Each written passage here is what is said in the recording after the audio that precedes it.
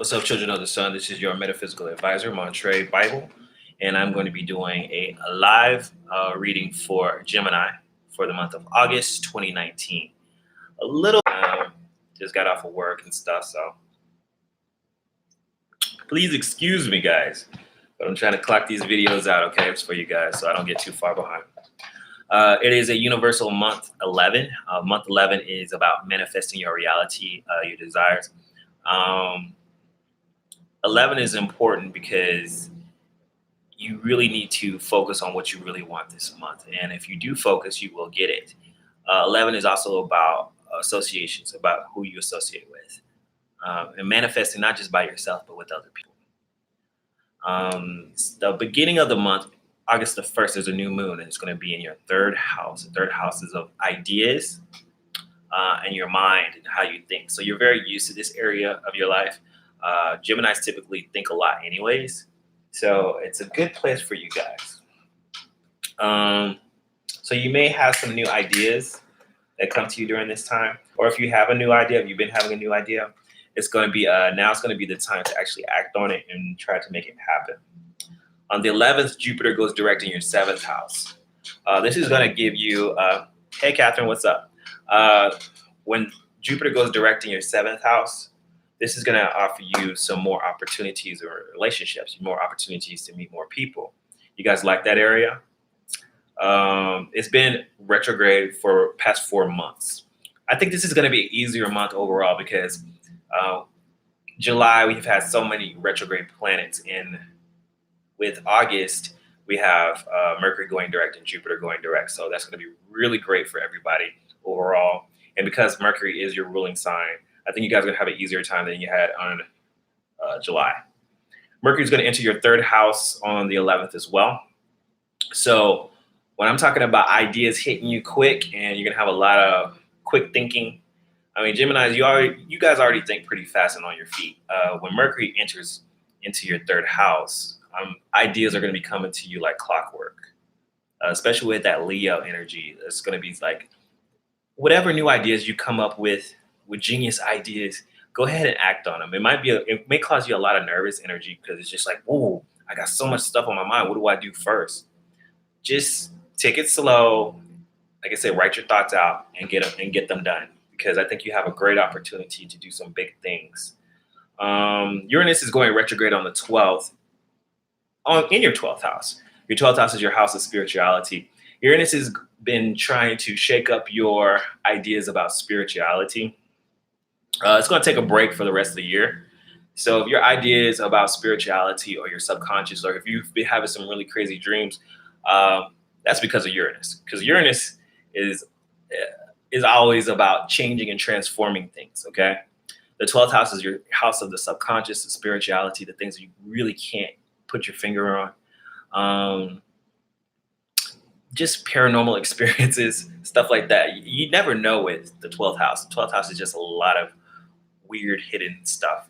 But Uranus is going to bring a lot of changes what or how you see spirituality. But right now it's going to take a break. So look back at the past, I would say, few months to see how Uranus has been changing your life and your spiritual world. And get ready, because it'll go direct at the beginning of 2020. So you got a break right now, so enjoy it. Because when Uranus changes stuff, it changes it forever.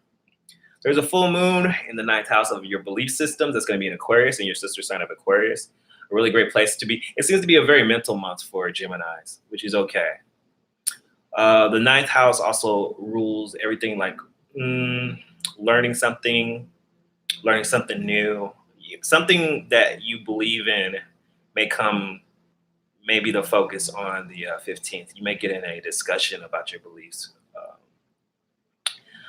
because Aquarius is a very thinking sign, and the 9th house is all about beliefs and philosophy. And I think it would be a great time to just, on the full moon, for you guys, if you got with some friends and just had a nice little deep conversation, I think you would, with some drinks or something, I think you guys would probably come up with some genius ideas, some brainstorming, like have a brainstorming session of something. Then we have a lot of energy going into your 4th house. there's actually a stellium. A stellium means there's a lot of planets gathering or having this party in your fourth house. The fourth house is in Virgo. On the 18th, Mars moves into Virgo, into your fourth house. You may be assertive about your family, or assertive about doing things with your stability, trying to get maybe a new apartment, new home, or like I said, anything that has to do with your family. If your family needs you, you're going to be very gung ho about like going for it. Then the sun enters into your fourth house, making your entire focus at the second half of the month about family stability and how you're going about doing it. Mercury enters your fourth house as well. So Mercury entering your fourth house will definitely increase the communication you have with family members or people close to you. Also, you may get into the talks, like I said, if it's something about moving, or if you want to move, if you're in the market of moving, this is a great time to do it, to start planning, making those plans, putting your money where your mouth is if you're going to be moving or doing some type of new move. Because on the 30th, we have a new moon. The moon is moving in there, and we have a new moon in the fourth house. So if you're trying to manifest something in regards to your family, in regards to your stability, on how to get more stable, you're definitely going to have that. I did an initial card with you guys, and there's definitely some surprises happening. So there's some unexpected things that are going to happen with you guys. So I would just expect it, or you can't expect the unexpected. But I did get the Tower card when I did an initial draw for you guys, which was interesting. I was like, So they may have some unexpected things happen. I'm going to check also what the animal oracles have to say for Gemini for the month of August. Let's see what the animal oracles. What is the overall energy for Gemini? Spirit, please give me the overall energies for Gemini for the month of August. Stag Spirit. This means take the lead. Okay. I'll go ahead and like whatever plans you're trying to make, go ahead and go full forward with it. Stag is always about being a leader. Don't wait for people to give you permission. Just go ahead and just do that. Especially with Mars moving into your fourth house, it may be something that you have to take the lead with in regards to your family. Just to put that out there, let's see what the tarot has to say for Gemini for the month of August. Let's do another shuffle. Remember that this is for Gemini rising, Gemini moon. Be sure to check out your rising sign as well. If this resonates with you, be sure to give me a like and a thumbs up. Leave a comment, let me know what's going on. Gemini, the month of August. Okay. All right. Okay, so there might be some things that you may be unclear about. Okay, we got the Ace of Swords. There might be some things that you're kind of fuzzy about, and that's okay because with Mercury going direct, there's going to be some time to get some clarity. So let me get some clarity real quick on all these cards that I pulled out. I saw so far I've got the Eight of Swords, which means that there could be you could be overthinking some things or being trapped in your mind, not working. Not really moving forward. You have the Temperance card reversed. There seems to be some type of imbalance going on. And also something coming back out of the cold, something coming back into your life. Let's see what this all has to do. Let's get some clarity. Now I've got these new cards. These are the Chakra Oracle cards, which are really great. I love them. So I'm going to get some clarity with this for the Eight of Swords. Perseverance. Give me some clarity on the Temperance card reverse. There's the Temperance card reverse here. Why is the Five of Pentacles?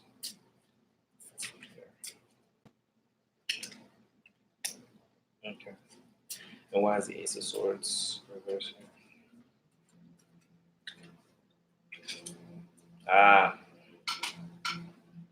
All right, Gemini. So it's time for you to take the lead. I definitely see that there's something going on with your relationships. You could be in a relationship with someone that is kind of falling apart a little bit. And because of that, And this is because all that retrograde energy. A lot of people, you're not the only one. A lot of people had issues with relationships during the retrograde period. Was as Mercury starts going direct, and as Jupiter starts going direct in your seventh house of relationships, you're going to start seeing improvement on this. You need a new one. I think it was. So we got the Ace of Swords at the bottom, okay, and this is what the hidden energy, and then we have the isolation card. Isolation card. Means basically that there's something that's not clear, that's not been clear to you, but you need something to be clarified, okay. Um, and then we have the isolation card. This kind of reminds me of the Hermit card. What you see here is that there's definitely a need to communicate. Both of these cards have to do with communicating, but it also has something to do with waiting too long or waiting for the right time. What this is about is like having that really nice suit that you want to wear, but you're trying to save it for a special occasion. You're trying to wait for the right moment. This is what this overall energy means. It's like you're trying to wait for this right moment to have this conversation, okay? With the stag spirit, overall energy means that you're going to have to take the lead. If you want something to change, you're going to have to make the first move and make this conversation happen. There's definitely been this waiting period with this card and the perseverance card. The perseverance card that tells me that you've been waiting for something to happen. You've been waiting for I guess your ships to come in, basically. You've been waiting for this promise, and you're kind of stuck in your head, okay? The perseverance card means don't give up before it's time, okay? Don't give up before it's time. There's definitely some balance that needs to happen. There's this relationship that you have that's dealing with the soulmate. You got the soulmate card, okay? But there's some balance that needs to happen or needs to take place between the both of you, okay? So the soulmate card is a very powerful card because it does deal with the red chakra, which is a root chakra, which is pretty much our basic needs. Our basic needs are for survival, but also it has all the colors of the chakras inside of this card. So this person is a part of you. This person is going through some challenges as well. It's just that you guys are both on this kind of thing, this kind of give and take. But that's what I'm saying. There needs to be some balancing that needs to happen before you guys can kind of see on the same wavelength. Like I said, but this is going to happen because I really see that Jupiter is going direct. Mercury is going to be direct in your ninth house. It could be somebody you met online, or somebody who is from another country, or somebody who's just have a different culture than you. They're going to be coming back into your life. And this is going to bring you a lot of joy. You got the joy card. So this is going to be a lot of pleasure and a lot of joy. With this is the five of Pentacles. Somebody is coming out of isolation, out of the cold. Somebody who you may have given up on, and you're thinking, but this only way this is going to happen is I think you're going to have to initiate the conversation. You're going to have to initiate and say, hey, you know what? I want to talk about this. You're very good at communicating. You're very good at sharing your thoughts. If this is the person you want, and I really believe that this person is your soulmate, it's just that there's some things that need to be worked on, basically. But you got some good energy going on. 7th house, 9th house, 4th house. Yeah. You got some good energy. You got some good things. This could, with so much stable energy, with the 4th house. Remember, the 4th house is about your stability. And if you're trying to build a stable foundation,